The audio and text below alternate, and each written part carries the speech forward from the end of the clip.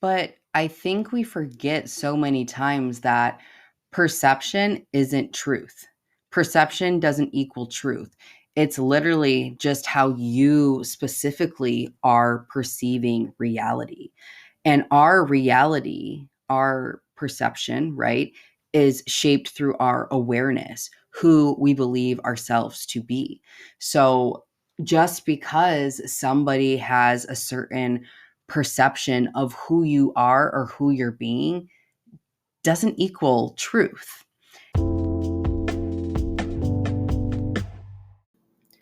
Welcome back to the Shadow Priestess Embodied.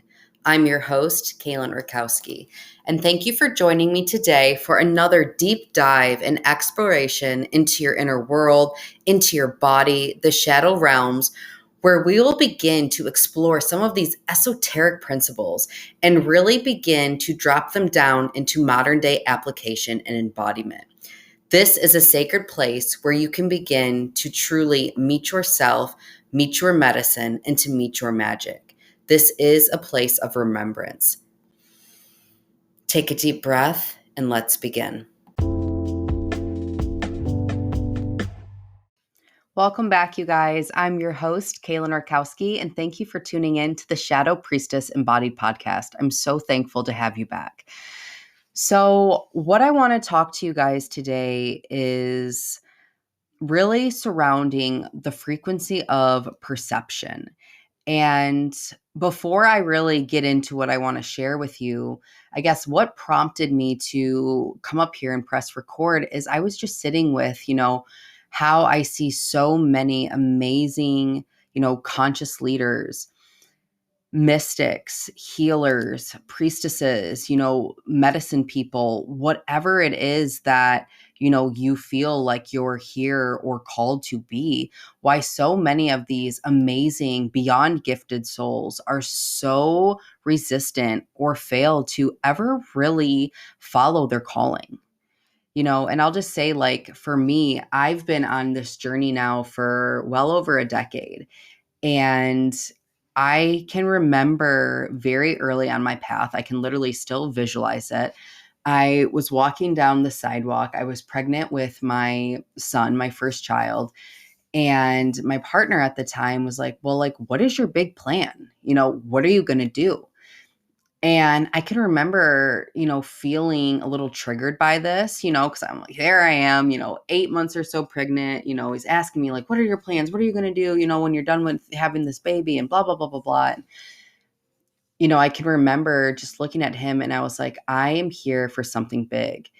And I have no idea what that looks like yet, but I feel it so deeply in my body that I'm here to be a vessel for God, to do God's work, that I have, you know, a purposeful purpose, for lack of a better words or way to understand or explain it. And I know that it's something to do with spirituality. I felt very early on my path, that I was here to be a leader, even when I was a beginner. I don't know if any of you can relate to this feeling, but I just, a door open or a veil lifted, and it was like I knew that I was here to birth and to be this unique expression of divinity. I've always felt that. And I know that so many of the people who come into my world and that I work with also feel this, right? They have this deep stirring, this pulling in their soul that there's more, that they're here for something different.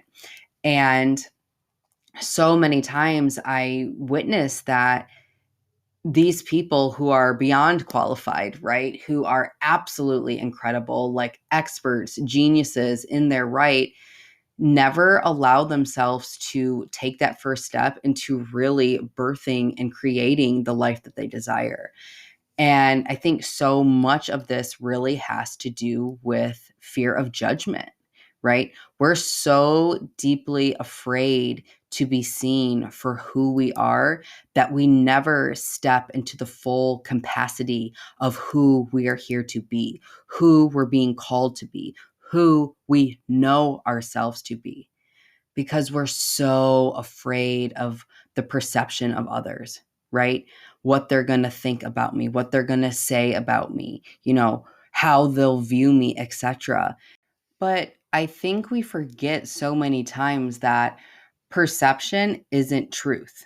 Perception doesn't equal truth.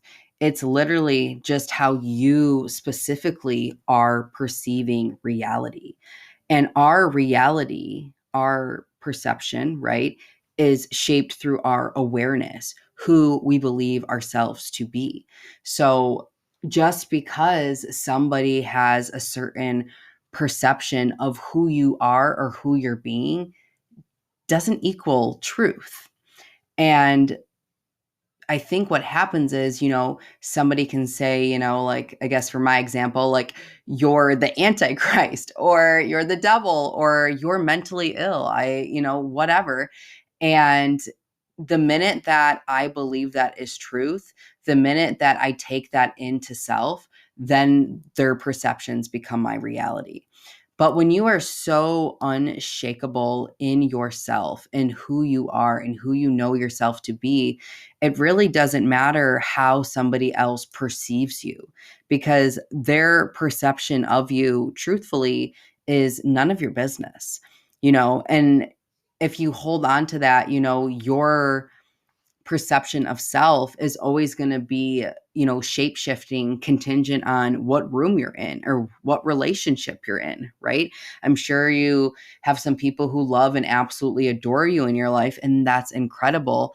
But if one minute they think you're absolutely incredible and then they take that love away or that relationship ends, and then now you feel like you're less than or you're just not as incredible anymore, well, there's where the issue happens. Do you see what I'm saying? So somebody's perception of you really can never have any impact or influence over you unless there is a part of you that believes it to be true, you know? And I really want you to sit with that and really think about that. Like, someone else's perception of you really cannot impact you unless there is an aspect of you somewhere inside that believes it to be true. Okay. And this is why, above everything else, I believe that it's so important to truly know yourself, to really sit with yourself, to know yourself, right? Because until you are so anchored in the embodiment of your essence, in your authenticity, like unshakable in your truth, it's going to be really hard to not have outside, perceptions, validations, projections, whatever it is, influence how you see yourself. Okay. And, what I hear time and time again is like, Kaylin, I'm going to be judged. They're going to judge me. So, I think we really also need to explore, what is judgment, you know? And in my perception, to me, is judgment is coming from a place where I myself am not free. Okay. Where there is an aspect of me that I still need to heal, integrate, accept, so I'm judging you because somewhere inside of me, it's hitting on somewhere that I still have a prison bar, right? Like, so for example, like, maybe you're a woman and you see other women on social media, and maybe they're so in their femininity and they're so in their sexuality, and they're being expressive and you can see their bodies, and maybe they're dancing and you're judging her and you're like, oh, what a whore, what a slut, she needs to cover up, whatever it is. And but really what that's hitting on is an area of you that doesn't feel safe or doesn't feel expressive or that's deeply desiring to, embody that wild woman in that nature. Okay. Do you see where I'm going with this? And, many times it's like our judgment is really coming from this area that I am right and you're wrong, right? Like, I'm judging you because what you're doing is bad. It kind of brings back that whole like good girl, bad girl, wound and persona that I know we've talked about before. And if you missed it, go back to that episode because that's a good one. But like judging them because in your mind, it's like they're bad, so really, when we can begin to explore really our own judgments and where we place judgments on others and how we perceive others, it really presents us with a beautiful opportunity to explore ourselves deeper and to maybe see ourselves in ways that, we couldn't unless we had a mirror or, something pop up into our field to give us really an opportunity to witness this. Okay. So if you find yourself being so afraid of being judged, then I would invite you to really explore the judgment. And the thing about it is, it's like we're so worried to be judged by the people who are closest to us, It's like we're afraid what my mom's going to think, what my family's going to think, what my partner's going to think, what the people that I went to high school are going to think of me. And it's like we let this fear of their perceived judgment or this idea that they're going to judge us, we don't even know if that's true, keep us from fully stepping into our calling, from fully stepping into who we are here to be. So if you're someone who is feeling resistant or is hiding because you're so afraid to receive the judgment, then yes, like please explore the judgment. You know, what am I making this mean? What am I making this mean about me? Is that true? And even allowing yourself to fully go there. So if it's like, I'm afraid that they're going to think I'm crazy, if I'm afraid they're going to think I'm bad, I'm afraid that they're going to think I'm a failure, allowing yourself to fully sit with and be with those feelings, because most fear is a fear of feeling. And if we can allow ourselves to go to that dark place, to feel the feeling, we'll realize that it's not this big scary monster that we're making it out to be. And that we can actually receive judgment or perceptions or projections from others and not take it into self. And it's really not as heavy as we're making it out to be. Truthfully, what I've come to realize is that most of the time when we are judging someone, it is because they have something that we truly desire or that we want to experience. There's an aspect around what they're sharing or who they're being or whatever that is hitting on a wound that we feel like we'll never have that, or it's like the flip side of that where it's like there's a part of us that desire it, or it's like this righteousness where we're this good person and we're right and they're wrong and they're bad. It's like this weird thing. So, but either way, it's like coming back to self and where you yourself are not operating in truth. Or is there a part of you that is desiring more, that wants to have this experience? You have to realize that our higher self communicates with us through our subconscious. And this is through, emotions, sensation, like imagery, so no wonder that, the way it's going to speak to us is going to be like through judgment. It's going to be through feeling triggered. It's going to be through etc. Do you see where I'm going with this? So more times than not, it's an invitation to alignment, to really look at yourself and who you're being and where your higher self is asking you to go. And something that so many people really don't understand is that judgment is just judgment, right? It's not a negative or a positive thing. Like it's just purely judgment. And we are the ones who create the judgment or make it mean that, it's a bad thing. But the truth of the matter is that as you step more into who you're called here to be, that you are going to increase your visibility and you're going to open yourself up to being seen, receiving judgments, etc. And in the universe, it's just expanding your capacity, right?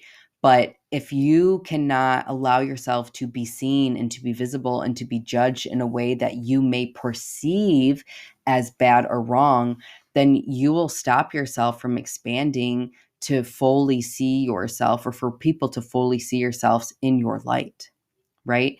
So you have to understand that somebody's perception of you, somebody's judgment of you really has absolutely nothing to do with you. Like, it is truly none of your business. And most people don't even know themselves. So it's like, why are you going to take how somebody who doesn't even know themselves, who doesn't love themselves, how they perceive you, influence how you feel about yourself or how you perceive yourself? Do you see what I'm saying, and like why this is so important?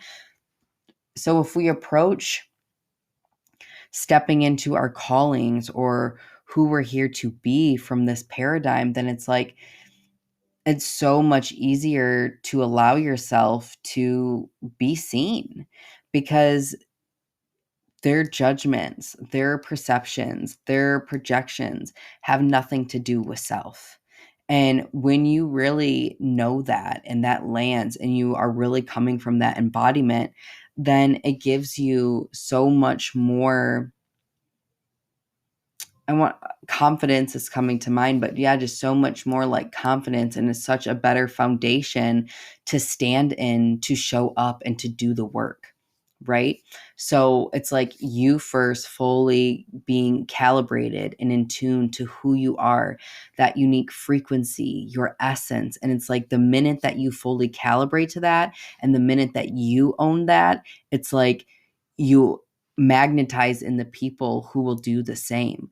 But if you're unsure about yourself and you're doubting yourself, then everybody's little perceptions, judgments, whatever is going to dim you, and it's going to make you retract and feel like you have to hide.